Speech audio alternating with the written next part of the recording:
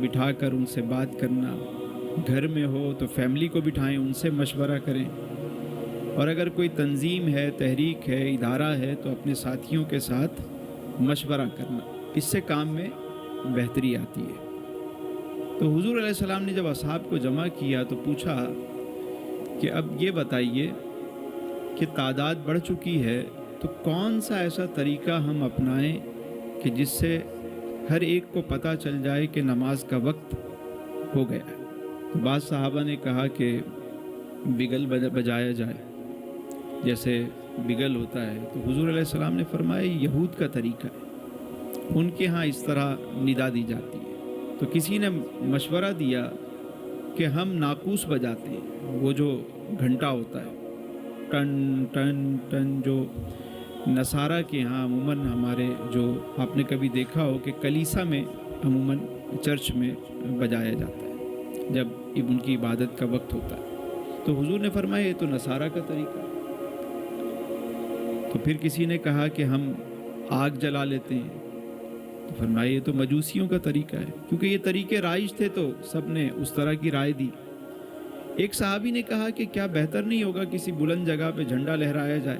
تو آپ علیہ السلام نے اس پہ بھی خاموشی اختیار فرمائی۔ پھر کسی صحابی نے یہ رائے دی، غالباً حضرت عمر نے، کہ کیا ہی اچھا ہو کہ نماز کا وقت ہو تو ایک شخص جائے اور بازار میں سب کو زور سے اعلان کرے اور لوگ نماز کے لیے آ جائیں۔ اسے پسند کیا گیا کہ ٹھیک ہے، ان سب میں یہ بہتر آپشن ہے، اور نماز کا وقت ہوا تو حضرت بلال کو بھیجا گیا کہ جائیں لوگوں کو اطلاع دیں کہ نماز کا وقت ہو گیا ہے۔ مگر حضور علیہ السلام کے چہرہ اقدس پر وہ جو ایک اطمینان کسی فیصلے پہ ہوتا ہے، فکر مندی جب دیکھی تو اصحاب میں سے حضرت عبداللہ بن زید انصاری تھے، وہ حضور علیہ السلام کے چہرہ انور کو ٹکٹکی باندھ کے دیکھ رہے تھے اس پوری میٹنگ کے اندر۔ تو جب گئے گھر پہ، رات ہوئی تو وہ فکر انہیں لگی ہوئی تھی کہ حضور نے مشورہ مانگا تو کوئی ایسی بات ہمارے ذہن میں کیوں نہیں آئی؟ یعنی آپ علیہ السلام نے اپنے اصحاب سے مشورہ کیا تو میرے دماغ میں نے کوئی ایسی بات کیوں نہیں بتائی حضور کو کہ حضور خوش ہو جاتے؟ تو ابھی اسی فکر میں وہ گھر گئے عشاء کے بعد، تو سوچتے سوچتے وہ کہیں نیند آ گئی۔ اب جب نیند آئی تو خواب میں کیا دیکھتے ہیں کہ ایک شخص ہے، اس نے سبز چادر پہنی ہوئی ہے، سبز رنگ کی 2 چادریں اس نے اوڑھی ہوئی ہیں، اور اس کے ہاتھ میں ناقوس ہے، وہ جو گھنٹا ہوتا ہے۔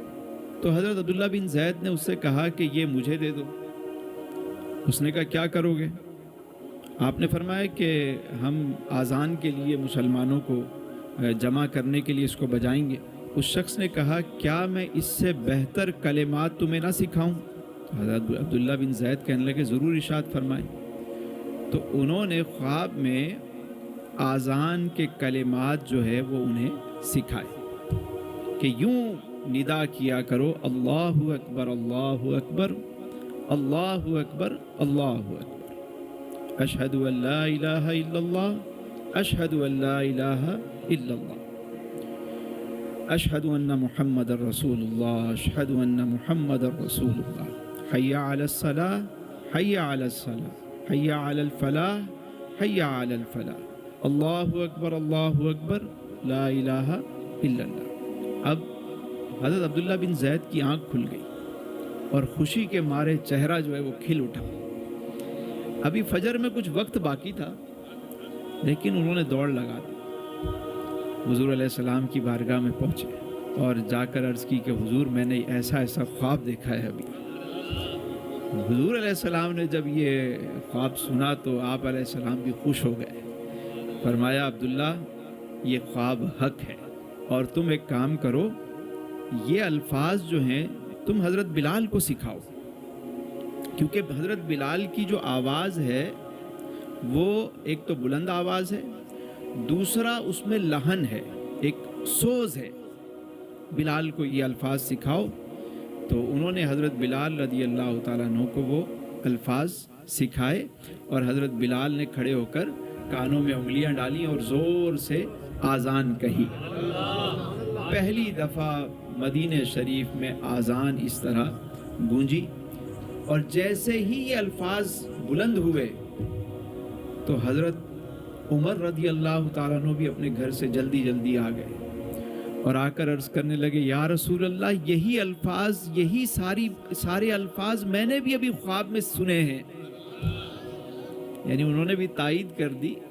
تو حضور علیہ السلام کا چہرہ انور خوش ہو گیا، اور یوں ایک آذان کی جو ہے وہ مدینہ شریف میں ابتدا ہوئی۔ سن 1 ہجری کے آخر میں یا سن 2 ہجری کے شروع میں ہی آذان کا باقاعدہ آغاز ہوا، اور 1500 سال کم و بیش ہو گئے کہ یہ سلسلہ تواتر کے ساتھ الحمدللہ چلا آ رہا ہے۔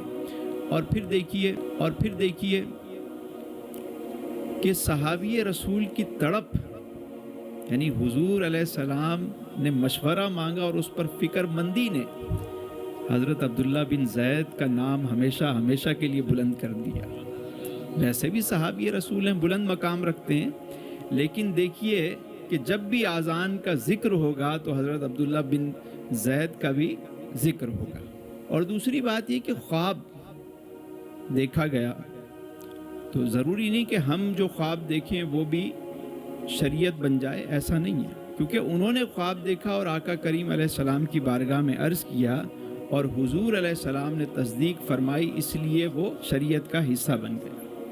لیکن ہم اگر خواب دیکھتے ہیں تو ہمارے لیے یہ کرائٹیریا ہے کہ ہم اگر کوئی خواب دیکھیں تو اس کو دیکھا کریں اٹھ کے کہ کیا وہ شریعت کے دائرے میں ہے۔